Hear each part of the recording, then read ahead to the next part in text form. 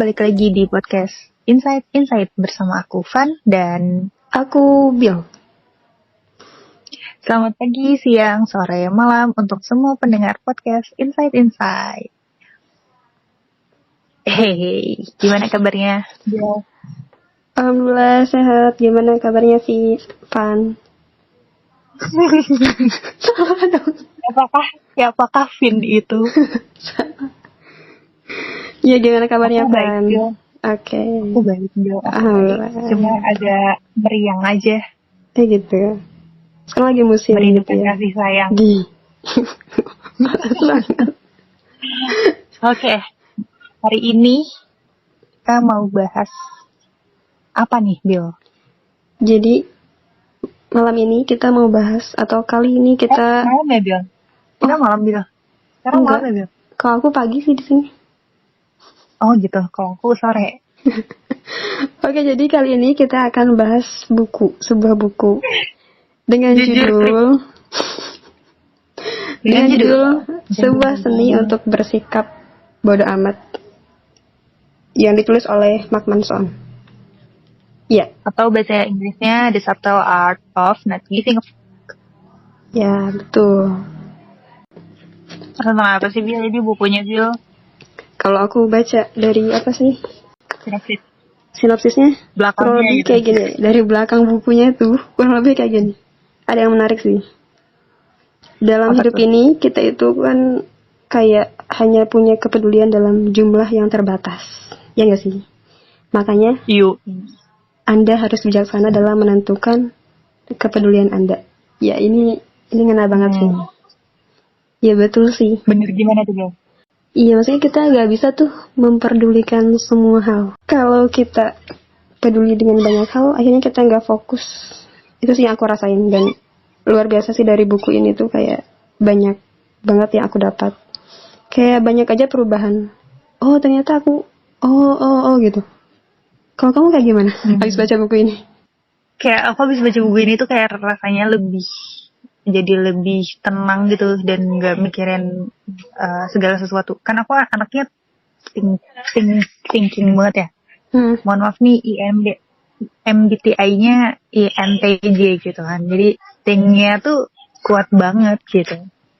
Jadi kayak abis baca buku ini tuh kayak ya ampun, hal-hal yang aku pikirin selama ini tuh kayak ya ampun remeh banget, kayak banyak banget yang aku pikirin dan ternyata itu nggak yang apa ya, penting-penting banget gitu kan. Terus kayak buku ini tuh kayak bener-bener ngajak aku buat nyari values yang paling berharga gitu. Apa ya, kayak mikirin aja gitu yang hal-hal yang menurut aku berharga, selebihnya ya nggak usah terlalu dipikirin kayak gitu. Sepakat sih. Aku kira kamu nggak kayak gitu. Kan kalau aku lebih kayak tidak overthinking gitu. Aku rasanya overthinking banget nih, Bun. Aduh, overthinking banget. Ternyata sama, kirain Anda yang tipe-tipe yang ya udah sih, ya udah gitu. Bodo amat gitu ya. Iya. Ya emang aku sih anaknya kayak gitu di luar, cuma overthinking parah. Oh, oke. Ternyata aku baru tahu, guys. Demi apa? Iya, serius aku baru tahu. Sama kayak terlalu banyak. Oh, ternyata aduh, kayak nyesel gitu. Kenapa harus mempedulikan itu gitu? Padahal tadi dia tuh remeh gitu. Hal itu gak perlu dipedulikan. Dan ini membantu banget sih. Jadi kayak biar hidup tuh lebih waras lah gitu ya. Maksudnya itu dalam tanda kutip cara mengelola kepedulian kita gitu. Aku mau nanya. Apa? Apa yang paling menarik menurut kamu dari buku ini? Selain yang tadi. Sumpah ya? banyak banget sebanyak itu semua ya. Coba. Aku dua. Setiap habis. Oh, dua ya. Semua deh. Aku kan kayaknya sampai subuh besok nih. Kita lanjut ya. Nih aku kan kalau misalnya baca buku tuh suka aku ulas gitu kan di thread di Twitter. Ada di halaman awal-awal. Terus ini tuh banyak mind blowingnya gitu loh di buku ini. Kayak dari bab 1 aja judulnya jangan berusaha gitu. Kayak kenapa? Dengan usaha cuy. Hidup kita penuh dengan usaha cuy, yang kita selama ini, yang aku selama ini ngeh gitu ya. Maksudnya yang selama ini aku teruskan gitu kan. Hidup itu penuh dengan usaha kan. Iya betul. Terus abis itu aku hal yang ada nih di halaman berapa ya? Di halaman 5 nih. Pokoknya tentang kebahagiaan. Terus kayak yang aku dapat tuh kayak ya seseorang yang bahagia nggak akan merasa perlu untuk bilang berkali-kali kalau dia bahagia. Ya dia bahagia aja gitu. Jadi kayak nggak perlu validasi gitu. Kadang kan manusia tuh kayak baru merasa tenang kalau misalnya dia tervalidasi kalau dia begini dia begitu. Iya gitu iya. Kan. Iya betul. Terus kayak misalnya aku ngerasa aku cantik tapi melihat tapi saat orang bilang enggak kamu biasa aja gitu, aku bakal ngerasa aku biasa aja gitu kan. Iya betul. Tapi saat aku dibilang menurut aku biasa aja, saat orang bilang aku cantik gitu, terus aku akan meningkat tingkat percaya dirinya naik 1000% gitu kayak oh iya gue cantik aku diakui gitu ya gitu. Aku diakui aku cantik gitu. Jadi kayak ya nggak perlu gitu validasi, yang penting kan aku bahagia, ya aku bahagia gitu kan. Kayak gitu, nggak mesti orang bilang oh dia bahagia nih hidupnya gitu, lihat dari Instagram seneng banget dilihat kamu seneng atau gimana gitu. Padahal ya kita seneng ya karena kita seneng gitu. That's all gitu. Iya. Terus kalau lagi ya, kalau aku ya, ini ya mesti aku lagi. Nih, the desire for more positive experience is itself a negative experience, and paradoxically, the acceptance of one's negative experience is itself a positive experience. Hasrat untuk mengejar semakin banyak pengalaman positif sesungguhnya adalah sebuah pengalaman negatif. Sebaliknya, secara paradoks penerimaan seseorang terhadap pengalaman negatif justru merupakan sebuah pengalaman positif. Iya. Aku tertarik sih sama itu. Ya, kayak wow gitu. Kayak menurut kamu gimana Bill tentang kalimat yang ini? Tapi kalau misalkan aku perjelas dulu ya maksudnya. Maksud dari kata positif itu kan maksudnya itu yang diinginkannya aja kan, yang diinginkan sama kita. Ya nggak sih, kayak misal bahagia gitu kan. Yang dimaksud dengan negatif itu adalah yang tidak diinginkan, kayak capek, lelah. Ya nggak sih? Aku tafsirkan itu. Iya. Jadi intinya ya gitu, Van. Kayak kalau kita mengejar pengalaman, pengen mendapatkan pengalaman enaknya aja, ya udah itu adalah sebenarnya pengalaman yang negatif gitu. Ya nggak sih? Kita tuh kebanyakan tuh sering terjebak di sana. Kita tuh pengen ini gitu. Dan dari sini aku kayak mikir, oh iya berarti selama ini aku salah kalau bermimpi gitu. Kan kalau kita bermimpi pasti pengennya tuh yang enak-enak kan, dalam artian hal-hal yang positif gitu kan, tanpa kita memikirkan negatifnya. Kayak misalkan, oh aku mau jadi orang sukses berarti ya harus lebih banyak gagal. Ya nggak sih? Kita lupa sama itu. Iya, setuju. Iya sih, dari sana sih aku langsung mikir, oh iya, mulai sekarang kalau aku membuat mimpi harus sambil merencanakannya juga hal-hal negatifnya gitu. Kegagalan. Iya, betul ya sih. Itu sih aku luar biasa. Terus nih Bill, the last day dari aku. Ini ada di satu paragraf. Gimana tuh? Mengenal diri sendiri atau menemukan diri sendiri itu membahayakan. Ini bisa membuat Anda terpaku pada sebuah peran yang kaku dan membebani Anda dengan ekspektasi yang tidak penting. Ini bisa menutupi Anda dari potensi diri Anda dan peluang dari luar. Jadi tuh sebelum aku baca buku ini, nih aku mau curcol dulu. Jadi aku baca buku ini tuh dari 2019 ya. Tapi kayak, aduh apaan sih ini, kayak jokesnya tuh sebenarnya tuh isinya tuh kayak penuh dengan jokes gitu kan. Terus kayak aduh nggak masuk gitu, kayak nanti aja deh gitu. Aku delay sampai tahun kemarin bulan November ini aku baca lagi, terus kayak oh iya lebih relate aja gitu, mungkin karena udah berumur tua. juga ya, makin berumur gitu. Udah tua. Jadi kayak oh iya nih makin relate aja gitu. Nah sebelum baca buku ini tuh aku baca buku self improvement juga.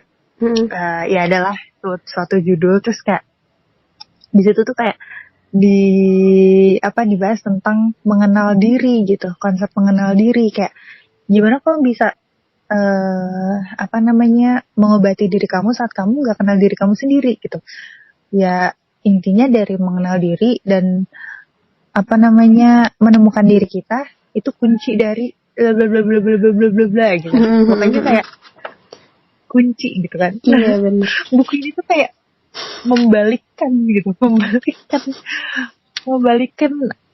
ekspektasi aku tentang gimana caranya aku mengenal diri aku sendiri gitu. Bahkan di situ kayak jangan kenali dirimu. Iya Jadi betul. tuh di buku ini kayak nggak usah nyari diri kamu gitu kan. Terus terus aku pikir-pikir lagi kan. Ya emang sih nggak boleh di ini semua ya, ditelan bulat-bulat gitu kan. Tapi ada benernya juga gitu. Kalau misalnya kita menemukan diri kita gitu, kayak kita tuh bakal mengkonsep diri kita sendiri kan, ya gak sih? Iya, Orangnya betul, kayak gini, oh ternyata kayak gini, aku sukanya kayak gini, aku sukanya kayak gini, aku nggak sukanya kayak gini gitu. Kayak kita meng-frame diri kita tuh kayak gitu. Terus abis itu jadinya kalau misalnya kita mau manusia itu kan dinamis ya, maksudnya berubah gitu. Iya betul. Tiap keadaan lah, tiap moodnya itu kan beda-beda gitu kan. Terus kayak ya pasti ada perubahan dari satu masa ke masa, yang dimana nggak bisa dong kita terus berada di dalam frame itu gitu. Menurut aku sih kayak gitu ya, dari yang jangan kenali dirimu gitu, dari buku ini. Tapi ada baiknya juga saat kita mengenal diri kita sendiri, ya kita bisa toleransi gitu loh, melakukan toleransi ya, itu tapi jangan kebanyakan juga sih. Maksudnya kayak kalau lebih kenal diri kita kayak lebih enak gak sih ngebawa kita kemana gitu, karena kita tahu nih apa yang kita mau gitu. Iya benar. Ya tapi jangan sampai kita nge-frame diri kita selamanya gitu, karena kan memang kita pasti manusia dinamis gitu. Itu sih yang aku highlight banget nih dari buku ini. Kalau kamu apa aja, Bil? Kalau aku ini sih ada yang menarik menurut aku, yang ini loh, yang kita tuh harus bertanggung jawab atas diri kita sendiri. Iya gak sih? Jadi kayak relate aja gitu, kayak misalkan gini, kita tuh misalkan kadang kita tuh selalu memposisikan diri kita tuh kayak sebagai korban. Maksudnya kayak misalkan aku marah gitu kan, misalkan aku sama temen aku misalkan, terus aku marah dan aku selalu memposisikan diri misalkan, oh iya aku marah karena misalkan dia bersikap kayak gitu, padahal itu hal yang salah. Ya gak sih? Karena harusnya setiap emosi yang aku rasakan itu adalah tanggung jawab yang harus aku selesaikan. Menurut aku kayak gitu. Jadi selama ini tuh kayak akhirnya tuh orang-orang tuh ya gak mau tanggung jawab atas emosinya sendiri gitu, padahal itu tanggung jawab kita gitu. Mau kita marah, mau kita kesel, ya berarti kita harus memulihkannya sendiri gitu. Jadi kita gak bisa menyalahkan itu sih yang menarik. Nah ini tuh nyambung nih, Bil, dari buku Filosofi Teras. Kamu udah baca belum? Belum. Nah itu ngebahas tentang dikotomi kendali kalau nggak salah nama ininya, nama judulnya. Pokoknya hal-hal yang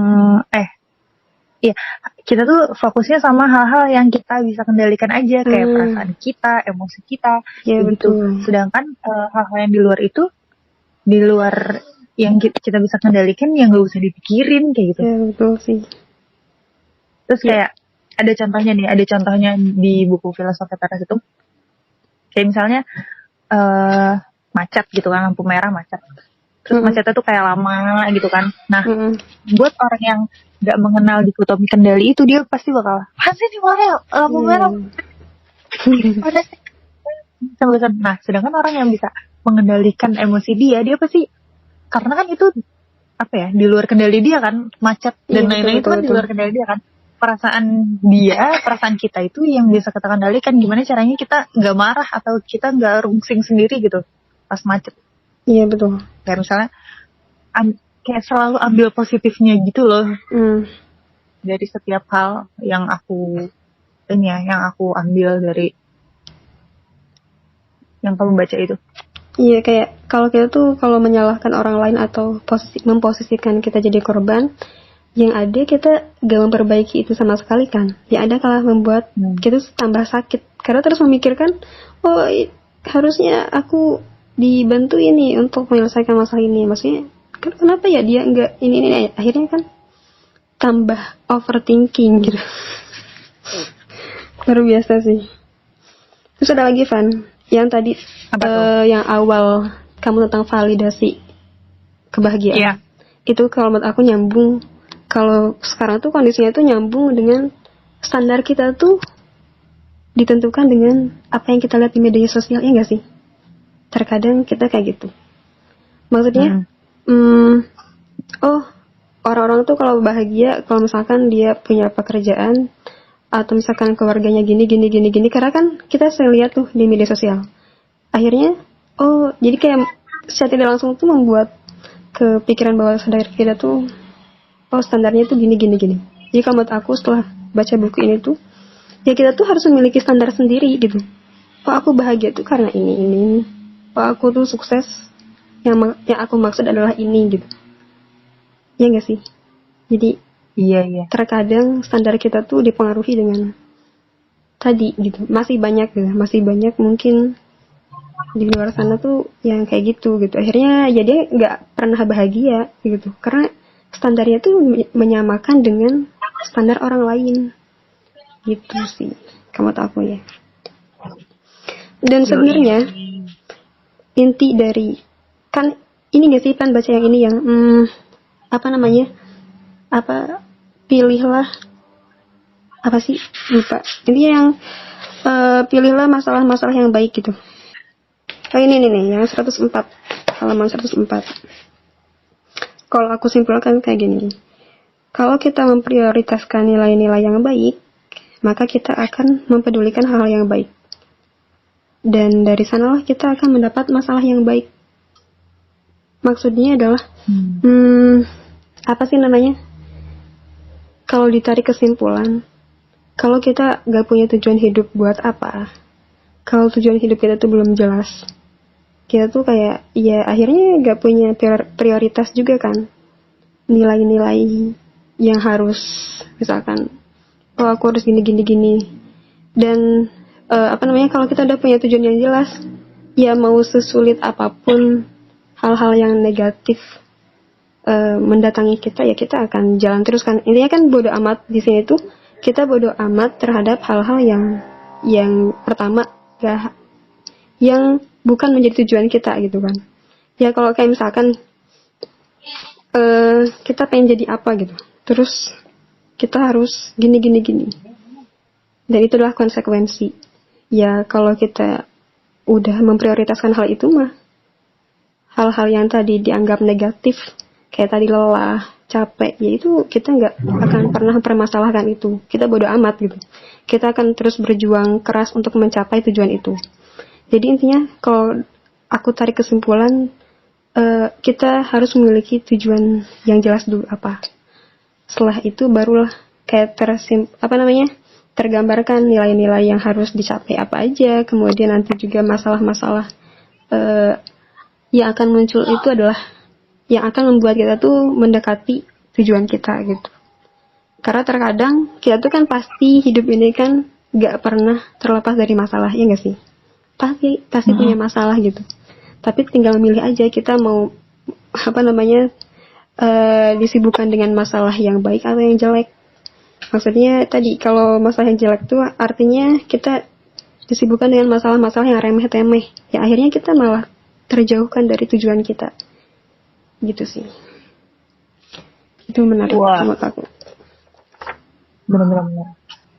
Nah, terus aku juga nemu kayak kalimat yang kayak gini. Yang menentukan kesuksesan Anda bukanlah apa yang ingin Anda nikmati. Pertanyaan yang relevan adalah rasa sakit apa yang ingin Anda tahan. Jalan menuju kebahagiaan adalah jalan yang penuh dengan kotoran dan rasa malu. Anda harus memilih sesuatu. Itu kayak Iya, gitu kan. iya betul. Wah, wah gitu Iya, kayak. Yang tadi kan yang kata-kata yang iya. Yang apa namanya? kalau kita bermimpi itu harus sambil mikirin gak enaknya gitu. Betul, Aku lupa sama itu. Iya sih. Iya, kadang tuh kita kayak misalnya target aku mau lanjut kuliah S2 di London kayak gini. Kayaknya enak deh. Musim dingin, main salju, di luar negeri bla bla bla. Tapi kayak sejenak melupakan apa ya, jalan menuju sananya gitu. Iya betul. Terus kayak yang kita kayak ini ya, emang kebanyakan aku sih ya, kalau misalnya kayak target atau mimpi tuh pasti banget nih, pasti definitely banget nih, kayak yang dipikirin tuh kayak enak-enaknya aja gitu. Iya, Padahal iya, mah pasti. Kayaknya hampir 100 orang tuh gak dibayangin kan, gak kepikiran, iya benar, gak dipikirkan sama sekali malah. Akhirnya ketika kita dapet hambatan satu, akhirnya idoh kayak nggak bisa gitu loh. Gitu kebanyakan gitu, ya kan? Buat anaknya kayak udah males gitu. Iya betul. Tidak. Tapi kayak aduh, kayak gitu. Nih, terus aku ada nemu lagi nih Bill, paragraf kayak self awareness itu seperti bawang memiliki banyak lapisan dan semakin Anda mengupasnya, semakin Anda mungkin akan mulai menangis pada waktu yang tidak tepat. Ya nggak sih? Kayak makin ngenalin diri kita tuh kayak bener banget sih. Aduh nggak bisa. Oke itu baik. Kayak aduh ternyata ini too much banget.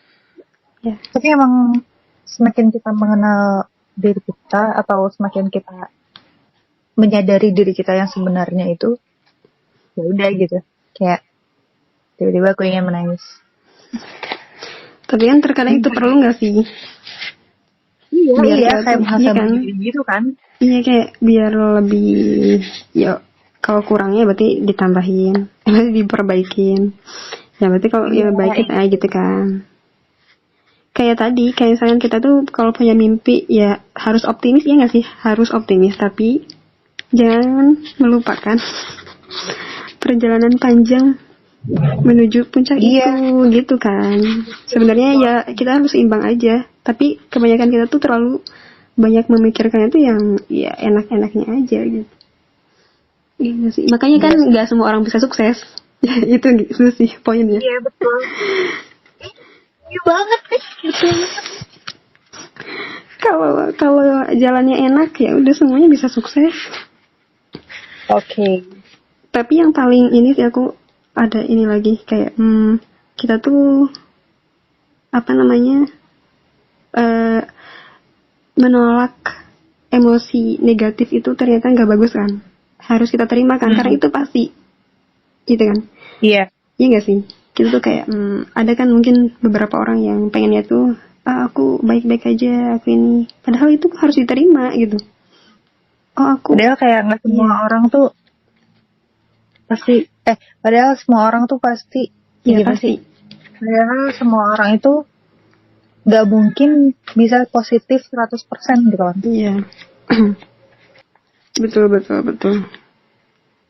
Oke Bill, terakhir deh Bill, highlight dari buku ini kamu apa? Yang kayak ini. Pertama tentu kita harus lebih kalau aku ya, pertama lebih selektif dan memilih apa sih yang harus aku pedulikan gitu kan. Kemudian kedua ya dengan hal itulah baru kita bisa memilih masalah-masalah yang baik gitu. Jadi ya kita pasti akan memiliki masalah, tapi udah aku pilih masalah-masalah yang baik dalam artian yang akan membuat aku tuh lebih apa ya, kayak lebih kuat mungkin ya untuk mencapai tujuan itu gitu. Ya sisanya bodo amat gitu. Kemudian yang tadi sih, kalau kita bermimpi atau berharap sesuatu itu harus ditambahin gitu, sambil nanya sama diri sendiri, kira-kira mau ngerasain rasa sakit apa gitu biar dapat mimpi itu. Itu mungkin kalau dari aku. Kalau dari kamu? Kalau dari aku highlightnya nih ya, don't just sit there, do something, the answers will follow. Ya kita jangan, aku jangan duduk aja gitu. Harus melakukan sesuatu. Nanti pasti jawabannya tuh bakal mengikuti gitu kan. Nah terus yang kedua, if you want to change how you see your problem, you have to change what you value and how you measure failure atau sukses. Jadi kalau misalnya kamu mau mengubah bagaimana kamu melihat masalah, kamu harus merubah juga nilai dan gimana kamu mengukur kesuksesan gitu, kesuksesan atau apa kegagalan gitu. Itu sih yang aku highlight dari ini. Tertarik sama yang kamu bilang aku tuh nggak pernah insecure. Kamu ingat gak? Yang mana? Aku saat mikir kok bisa, tapi ternyata bukan berarti ngerasa diri kita sempurna gitu kan kata kamu, tapi ya aku nggak membandingkan diri aku sama orang lain. Itu sih aku sepakat banget. Ini keren banget aku yang itu. Masa lupa dong sama perkataan diri sendiri. Iya. Aku kayak wow gitu kan. Ini jarang sih orang-orang mikir kayak gitu. Ya mungkin bakal sampai besok kalau misalnya kita nggak terusin obrolan ini tentang aku the subtle art of not giving up. Oke, mungkin sekian dari kita terkait buku ini. Semoga teman-teman bisa mengambil manfaatnya. Dan pastinya teman-teman juga memiliki sudut pandang yang berbeda, ya kan? Jadi, ya udah. Iya benar, pasti teman-teman pendengar punya insight yang lain gitu kan dari buku ini. Oke, mungkin kita tutup aja kali ya Bill podcastnya. Sampai ketemu di episode selanjutnya.